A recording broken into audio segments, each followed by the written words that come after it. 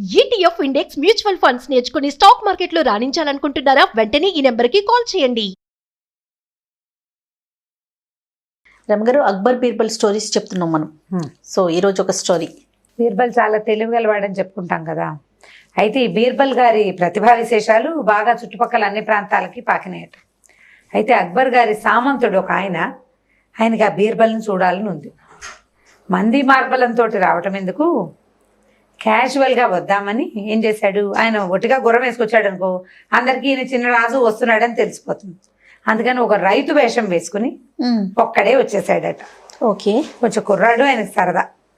ఈ వచ్చేసరికి ఏమైంది, వచ్చే దారిలో గుర్రం వేసుకుని వస్తున్నాడు కదా, ఒక అంటే దాదాపుగా నగరం తాలూకు కూడళ్ళు దాటి వస్తుంటే ఇంకా నగరానికి దగ్గరికి ఒక కుంటివాడు ఎవరినో సహాయం కోసం రోడ్డు మీద ఒక కాళ్ళు లేని అతను అందరినీ అడుగుతున్నాడు.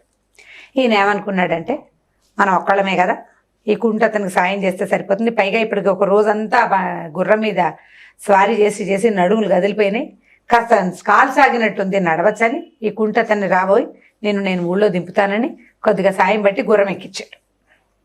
తను నడవడం మొదలుపెట్టాడు. సరే, ఊళ్ళోకి వచ్చారు, బాగా నడిచారు.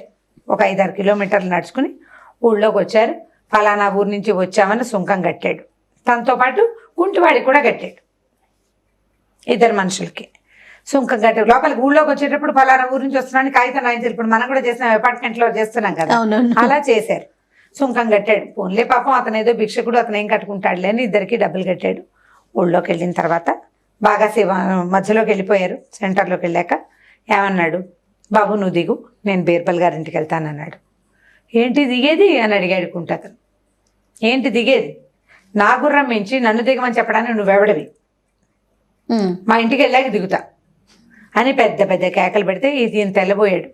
అదేమిటి, గుర్రం నాది కదా, నేను నిన్ను ఎక్కించుకున్నానంటే నువ్వు నన్ను ఎక్కించుకోవడం ఏంటి, నువ్వు రైతువి, నువ్వు ఇంత మామూలు వేషధారంలో ఉన్నాడు, నువ్వు నా పనివాడివి, నా కాలు లేదని వీడిని నేను సాయం తెచ్చుకున్నా, పలానా ఊరి నుంచి వచ్చా. 2 మనుషులకి సుంకం కట్టాడో లేదో కనుక్కోండి అంటే 2 మనుషులు సుంకం కట్టారు. కాదండి, నేను దారిలో ఎక్కించుకున్నానంటే ఎవ్వరు వినలా. గుర్రం మీద ఉన్నవాడే ఓనర్, జనరల్గా కళ్ళెం పుచ్చుకుని నడిపించేవాడు పనివాడు అవుతాడు. కాబట్టి ఈయన పనివాడని వాడు గట్టిగా అరిచి కేకలు పెట్టి గోల్ చేశాడు. జనం అంతా చేరారు. 4 రక్షక భటులు ఉన్నారు అక్కడెక్కడో కొనుక్కునేవాళ్ళు, సామాన్లు కొనుక్కుంటూ. ఏంటి సంగతి, ఏంటి అరుపుల కేకలని. మామూలుగా పోలీసులు చూడు మఫ్టీలో ఉన్నా కూడా ఎక్కడైనా గొడవ కానీ ఏంటని ఒక జోరుగా వెళ్తారు దగ్గరికి. అవును, ఈ వెళ్ళిన వాళ్ళు ఏం సంగతి అని కనుక్కుంటే ఒక సామాన్య వేషధారుడైన ఒక ఆయన, తర్వాత ఒక కాలు లేని ఒక కుంటతను. ఈ గొడవ అంతా చూసి, అదేంట్రా నువ్వు శుభ్రంగా ఉన్నావు, హఠాకట్టగా ఈ కాలు లేని కుంటివాడిని మోసం చేయాలని చూస్తున్నావా, గుర్రం అతనిది కాకపోతే అతను గుర్రం మీద ఎందుకుంటాడు, ఎవడైనా బిచ్చగాడిని గుర్రం మీద ఎక్కించుకుంటాడా, అయినా నువ్వు ఇంత మామూలు వేషంతో నీ గుర్రం ఎక్కడిది, ఎక్కడి నుంచి దొంగిలించుకొచ్చావని పట్టుకున్నారు.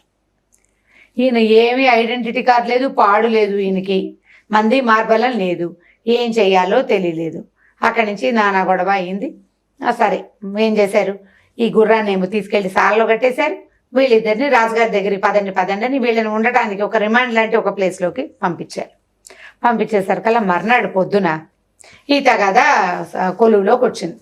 అక్బర్ అన్నాడు బీర్బల్ తోటి, ఇదేమిటి 2 ఉన్నారు, ఒక అతని కాళ్ళు లేవు, ఒక కాళ్ళు లేదు, పోనీ అతన్ని సపోర్ట్ చేస్తే 2వ వాడు అన్యాయం అవుతాడేమో, పోనీ 2వ వాడిని సపోర్ట్ చేస్తే పాపం మా అంగవైకల్యం ఉన్నవాడికి అన్యాయం చేసినట్టు అవుతుంది, ఇది ఎట్లా తేల్చాలో తెలియటం లేదు అన్నారు. ఇప్పుడు ఆ సామంతరాజు నేను రాజునని చెప్పుకోవడానికి మొహమాట పడ్డాడు. బీర్బల్ని చూడడానికి నేను వచ్చానంటే ఇది ఒక చాకల్యం కేసులాగా కనపడుతుంది జనాలకి.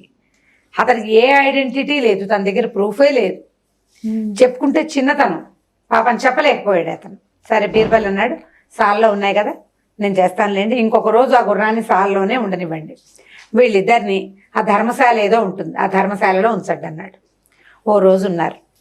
ఆయన బీర్బల్ని గమనించాడు కదా, ఇప్పుడు ఈ సామంతరాజు బీర్బల్ని చూశాడు, ఈయనే బీర్బల్ అని తెలుసుకున్నాడు. ఈయన తెలివిగా ఏదో ఒక ఉపాయం చేసి తనని రక్షిస్తాడని నమ్మాడు అనమాట. మర్నాడు ఏం చేశాడు బీర్బలు, వీళ్ళిద్దరిని వెంబడి పెట్టుకుని ఆ గుర్రశాలలోకి తీసుకెళ్ళి కుంటి అతనితో చెప్పాడు, ఏది నీ గుర్రం ఎక్కడితో గుర్తుపట్టు, పిలువు అన్నాడు.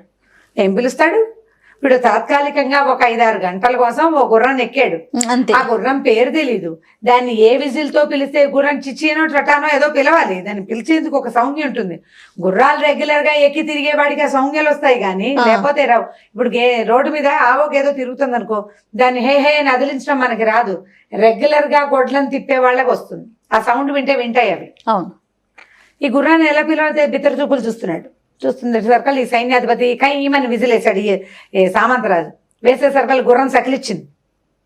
ఆయన విజిల్కి సకిలిచ్చింది. అది అంటే తన యజమానిని పిలుపుకి ప్రతిసమాధానం చెప్పింది అనమాట. చెప్పేసి గబగబా అది ముందుకు రావడానికి ట్రై చేసింది ఆ గుంపులో నుంచి. ఈయన అన్నాడు కట్లు వదిలేసి ఏంటంటే మధ్యలో అడ్డం కడతారు బయటికి రాక.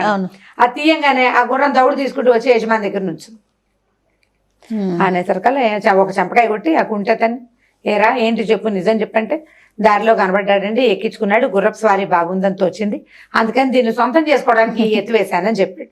చెప్పేసరికల్లా వాడినేమో తీసుకెళ్లి జైలు పడేయండి అని పంపించేసి ఏమన్నాడు, ఎవరండి మీరు, ఇట్లా ఈల వేసే గుర్రాన్ని పిలిచేవాడు సైనికుడు కావాలి, సైన్యాధ్యక్షుడు కావాలి, పెద్ద రకపు పదవిలో ఉన్న వాళ్ళకి తప్పిస్తే ఈ వ్యవహారం కుదరదు. ఇప్పుడు ఏలేస్తే వచ్చింది అంటే అది ఎంత కాలంగా మీ వెనకాల తిరుగుతుంది. అంతేగా. బాబు ఎవరు మీరు అని అడిగితే ఆయన నేను ఫలానా సామంతుడునండి, మిమ్మల్ని చూడడానికే వచ్చాను, ఇలా ఒక చాపల్యంతో అంటే ఏదో ఒక ట్రిప్ లాగా చేయాలనుకున్నాను, ఇది ఇట్లా వికటించిందని తన గురించి చెప్పుకున్నాడు. ఇద్దరు చక్కగా కబుర్లు చెప్పుకున్నారు. మంచి మాట్లాడుకున్నాక అక్బర్ దగ్గర ప్రవేశపెట్టి ఇదిగో ఇది జరిగిందని ఈ బీర్బల్ గారు తెలియజేశాడు.